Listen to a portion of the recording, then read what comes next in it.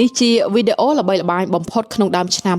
2026ជាដំណើរដ៏អស្ចារ្យរបស់សត្វ Penguin ដែលជួយលើកទឹកចិត្តមនុស្សរាប់លាននាក់ថ្ងៃនេះយើងនឹងបញ្យល់ពីអត្ថន័យនៃវីដេអូមួយនេះក្នុងចំណោមហ្វូងសត្វ Penguin ដែលកំពុងដើររកផ្ទៃទឹកនៅខាងស្ដាំមានសត្វ Penguin មួយដែលតាក់ទាញចំណាប់អារម្មណ៍យើងបំផុតគឺ Penguin មួយក្បាលដែលនៅចំកណ្ដាលគេនោះវាមិនព្រមទៅរកកន្លែងរកចំណីនៅមាត់ទឹកកកហើយក៏មិនព្រមត្រឡប់ទៅរកហ្វូងរបស់វាវិញដែរបន្តិចក្រោយមកយើងក៏បានឃើញវាដើរសំដៅទៅរកជួរភ្នំដ៏ខ្ពស់ដែលមានចម្ងាយប្រហែល70គីឡូម៉ែត្រពីទីនោះលោកបណ្ឌិតផ្នែកសត្វ Anli បានបញ្យល់ថាទោះបីជាយើងព្យាយាមចាប់វាហើយនាំវាត្រឡប់មកហ្វូងវិញក៏ដោយក៏សត្វ Penguin នេះនឹងនៅតែបន្តដើរទៅរកជួរភ្នំនោះវិញភ្លាមៗដែរប៉ុន្តែហេតុអ្វីទៅគ្មាននរណាម្នាក់ដឹងពីហេតុផលពិតទេប៉ុន្តែវាបានផ្ដល់នូវមេរៀនជីវិតដ៏ជ្រាលជ្រៅចំនួន3សម្រាប់យើងទី1កុំខ្លាចក្នុងការដើរផ្លូវខុសបើសិនជាផ្លូវនោះមានអត្ថន័យសម្រាប់អ្នកតាមក្បួនជីវសាស្ត្រ Penguin ត្រូវតែទៅរកទឹកដើម្បីរស់ប៉ុន្តែសត្វ Penguin មួយក្បាលនេះបែរជាជ្រើសរើសដើរទៅរកភ្នំដែលគ្មានចំណីទៅវិញបើមើលពីខាងក្រៅវាគឺជាភាពបរាជ័យប៉ុន្តែនៅខាងក្នុងវាគឺជាការស្វែងរកផ្លូវថ្មី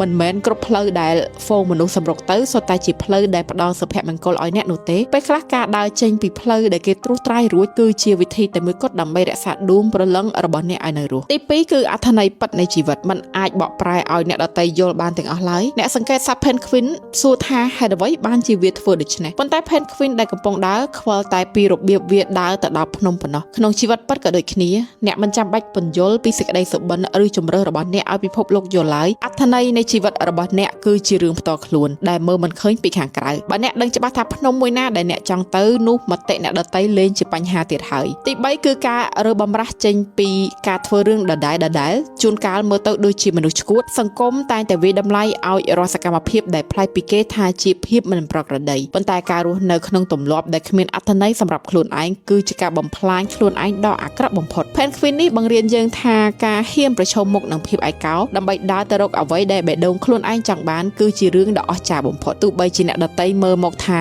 ល្ងងខ្លៅក៏ដោយដំណើររបស់ Penguin នេះប្រាប់យើងថាកុំខ្លាចក្នុងការខ្លាចជាមនុស្សខុសគេប្រសិនបើការធ្វើដូចគេធ្វើឲ្យអ្នកបាត់បង់ខ្លួនឯងពេលខ្លះជំរឿដែលមើលទៅដូចជាការបំផ្លាញខ្លួនឯងពីខាងក្រៅបែរជាមធ្យោបាយតែមួយគត់ដើម្បីរក្សាភាពពេញលេញនៃខ្លួនឯងពីខាងក្នុងទៅវិញ